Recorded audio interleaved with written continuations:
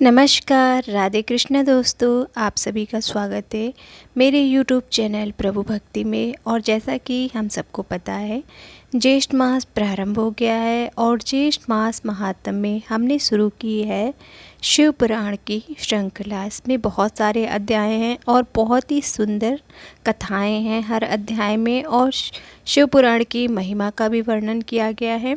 तो हमने इससे संबंधित कई वीडियो अपलोड किए हैं, तो अगर आपने अभी तक नहीं देखे हैं तो चैनल पे जाकर ज़रूर देखें। और कल हमने 5वें दिन की कथा कही थी, जो कि बहुत सुंदर है और सभी कथा एक दूसरे से जुड़ी हुई हैं। तो अगर आपने पिछली कथा नहीं देखी है तो उसे ज़रूर जाकर देखें, क्योंकि तभी आज की कथा समझ में आएगी। तो आज की कथा शुरू करते हैं। नंदिकेश्वर बोले, पूर्व काल में श्री विष्णु अपनी पत्नी श्री लक्ष्मी जी के साथ शेषशय्या पर शयन कर रहे थे। तब एक बार ब्रह्मा जी वहां पहुँचे और विष्णु जी को पुत्र कहकर पुकारने लगे। पुत्र उठो, मैं तुम्हारा ईश्वर तुम्हारे सामने खड़ा हूँ। यह सुनकर विष्णु जी को क्रोध आ गया। फिर भी शांत रहते हुए वो बोले, पुत्र तुम्हारा कल्याण हो, कहो अपने पिता के पास कैसे आना हुआ। यह सुनकर ब्रह्मा जी कहने लगे, मैं तुम्हारा रक्षक हूँ, सारे जगत का पितामह हूँ, सारा जगत मुझ में निवास करता है। तुम मेरी नाभि कमल से प्रकट होकर मुझसे ऐसी बातें कर रहा है। इस प्रकार दोनों में वाद विवाद होने लगा। तब वे दोनों अपने को प्रभु कहते कहते एक दूसरे का वध करने को तैयार हो गए। हंस और गरुड़ पर बैठकर दोनों परस्पर युद्ध करने लगे। ब्रह्मा जी के वक्षस्थल में विष्णु जी ने अनेक अस्त्रों का प्रहार कर उन्हें व्याकुल कर दिया। इससे कुपित हो ब्रह्मा जी ने भी पलटकर भयानक प्रहार कर दिया। उनके पारस्परिक आघातों से देवताओं में हलचल मच गई। वे घबराए और त्रिशूलधारी भगवान शिव के पास गए और उन्हें सारी व्यथा सुनाई। भगवान शिव अपनी सभा में उमा देवी सहित सिंहासन पर विराजमान थे और मंद मंद मुस्कुरा रहे थे कि दोनों ही देवता आपस में लड़ रहे हैं सर्वश्रेष्ठ बनने के लिए।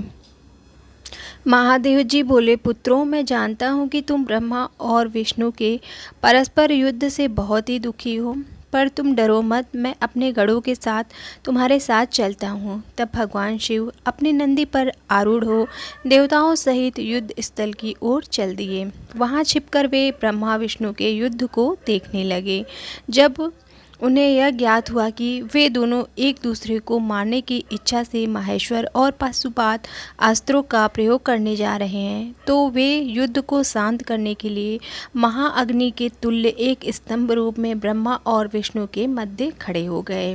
महाअग्नि के प्रकट होते ही दोनों के अस्त्र स्वयं ही शांत हो गए। जब शिव जी आए तो अस्त्रों को शांत होते देखकर ब्रह्मा और विष्णु दोनों कहने लगे, इस अग्नि स्वरूप स्तंभ के बारे में हमें जानकारी करनी चाहिए।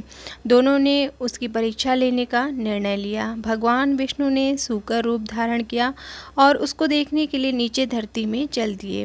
ब्रह्मा जी हंस का रूप धारण करके ऊपर की ओर चल दिए। पाताल में बहुत नीचे जाने पर भी विष्णु जी को स्तंभ का अंत नहीं मिला, अतः वे वापस चले आए। ब्रह्मा जी ने आकाश में जाकर केतकी का फूल देखा।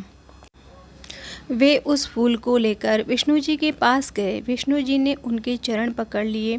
ब्रह्मा जी के छल को देखकर भगवान शिव प्रकट हुए। विष्णु जी की महानता से शिव प्रसन्न होकर बोले, हे विष्णु जी, आप सत्य बोलते हैं, अतः मैं आपको अपनी समानता का अधिकार देता हूँ। नंदिकेश्वर बोले, महादेव जी ब्रह्मा जी के छल पर अत्यंत क्रोधित हुए। उन्होंने अपने त्रिनेत्र मतलब तीसरी आंख से भैरव को प्रकट किया और उन्हें आज्ञा दी कि वह तलवार से ब्रह्मा जी को दंड दें। आज्ञा पाते ही भैरव ने ब्रह्मा जी के बाल पकड़ लिए और उनका 5वां सिर काट दिया। ब्रह्मा जी डर के मारे कांपने लगे। उन्होंने भैरव के चरण पकड़ लिए तथा क्षमा मांगने लगे। इसे देखकर श्री विष्णु ने भगवान शिव से प्रार्थना की कि आपकी कृपा से ही ब्रह्मा जी को 5वां सिर मिला था, अतः आप इन्हें क्षमा कर दे। तब शिव जी की आज्ञा पाकर ब्रह्मा को भैरव ने छोड़ दिया।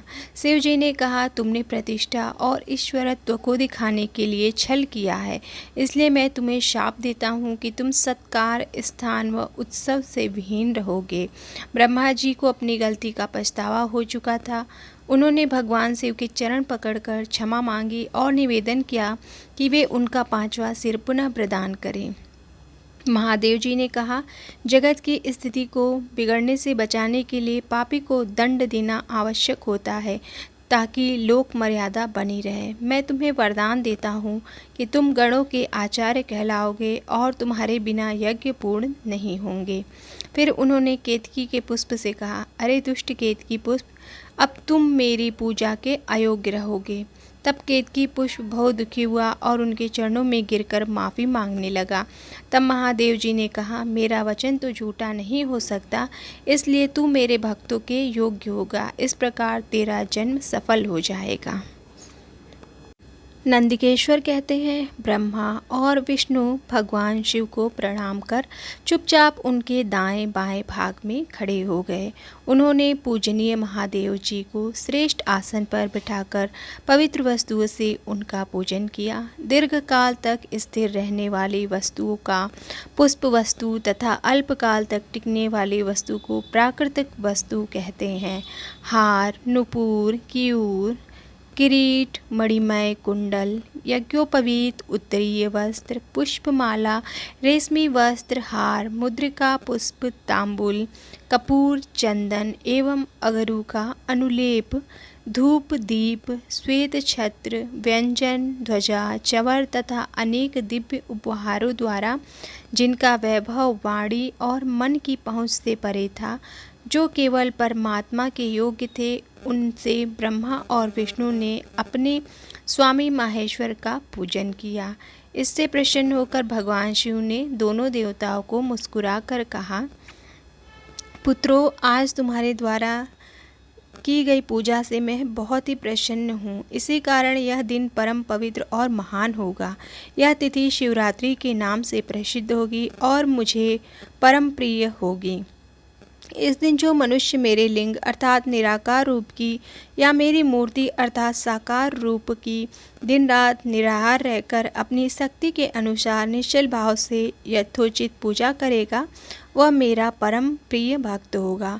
पूरे वर्ष भर निरंतर मेरी पूजा करने पर जो फल मिलता है, वह फल शिवरात्रि को मेरा पूजन करके मनुष्य तत्काल प्राप्त कर लेंगे। जैसे पूर्ण चंद्रमा का उदय समुद्र की वृद्धि का अवसर है, उसी प्रकार शिवरात्रि की तिथि मेरे धर्म की वृद्धि का समय है। इस तिथि को मेरी स्थापना का मंगलमय उत्सव होना चाहिए।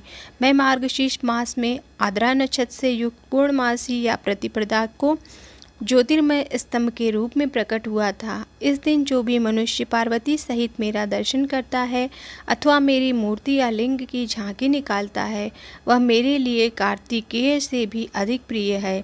इस शुभ दिन मेरे दर्शन मात्र से पूरा फल प्राप्त होता है। यदि दर्शन के साथ मेरा पूजन भी किया जाए तो इतना अधिक फल प्राप्त होता है कि वाणी द्वारा उसका वर्णन नहीं किया जा सकता। लिंग रूप से प्रकट होकर मैं बहुत बड़ा हो गया था, अतः लिंग के कारण यह भूतल लिंग स्थान के नाम से प्रसिद्ध हुआ। जगत के लोग इसका दर्शन और पूजन कर सके, इसके लिए यह अनादि और अनंत ज्योति स्तंभ अथवा ज्योतिर्मय लिंग अत्यंत छोटा हो जाएगा। यह लिंग सब प्रकार के भोग सुलभ कराने वाला तथा भोग और मोक्ष का एकमात्र साधन है। इसका दर्शन, स्पर्श और ध्यान प्राणियों को जन्म और मृत्यु के कष्ट से छुड़ाने वाला है। शिवलिंग के यहाँ प्रकट होने के कारण यह स्थान अरुणाचल नाम से प्रसिद्ध होगा तथा यहाँ बड़े बड़े तीर्थ प्रकट होंगे। इस स्थान पर रहने या मरने से जीवों को मोक्ष की प्राप्ति होगी। मेरे दो रूप हैं, साकार और निराकार। पहले मैं स्तंभ रूप में प्रकट हुआ, फिर अपने साक्षात रूप में। ब्रह्म भाव मेरा निराकार रूप है तथा माहेश्वर भाव मेरा साक्षात रूप है। ये दोनों ही मेरे सिद्ध रूप है। मैं ही परम ब्रह्म परमात्मा हूँ। जीवों पर अनुग्रह करना मेरा कार्य है। मैं जगत की वृद्धि करने वाला होने के कारण ब्रह्मा कहलाता हूँ। सर्वस्त्र स्थित होने के कारण मैं सबकी आत्मा हूँ। सर्ग से लेकर अनुग्रह तक जो जगत संबंधी 5 कृत्य हैं वे सदा ही मेरे हैं। मेरी ब्रह्मरूपता का बोध करने के लिए पहले लिंग प्रकट हुआ, फिर मेरे अज्ञात ईश्वरत्व का साक्षात्कार कराने के लिए मैं जगदीश्वर रूप में प्रकट हो गया। मेरा सकल रूप मेरे ईशत्व का और निष्फल रूप में मेरे ब्रह्म स्वरूप का बोध कराता है। मेरा लिंग मेरा स्वरूप और मेरे सामीप्य की प्राप्ति कराने वाला है। मेरे लिंग की स्थापना करने वाले मेरे उपासक को मेरी समानता की प्राप्ति हो जाती है तथा मेरे साथ एकत्व का अनुभव करता हुआ संसार सागर से मुक्त हो जाता है। वह जीते जी परमा आनंद की अनुभूति करता हुआ शरीर का त्याग कर शिवलोक को प्राप्त होता है, अर्थात मेरा ही स्वरूप हो जाता है। मूर्ति की स्थापना लिंग की अपेक्षा गौड़ है। यह उन भक्तों के लिए है जो शिव तत्व के अनुशीलन में सक्षम नहीं है। तो फ्रेंड्स, आज की कथा को यहीं विराम देते हैं। और इसमें बहुत ही अच्छी कथा थी कि कैसे ब्रह्मा जी और विष्णु जी में संघर्ष हो रहा था कि कौन बड़े हैं, और शिव जी ने कितने ही अच्छी तरीके से उसका अंत किया, और जो शिवलिंग है उसका पूजन करने का महत्व भी बताया गया है। तो हम मिलते हैं अगले वीडियो में अगली कथा के साथ, अगले अध्याय के साथ।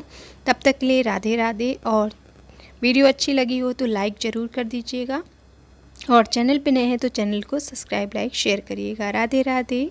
ओम नमः शिवाय। हर हर महादेव।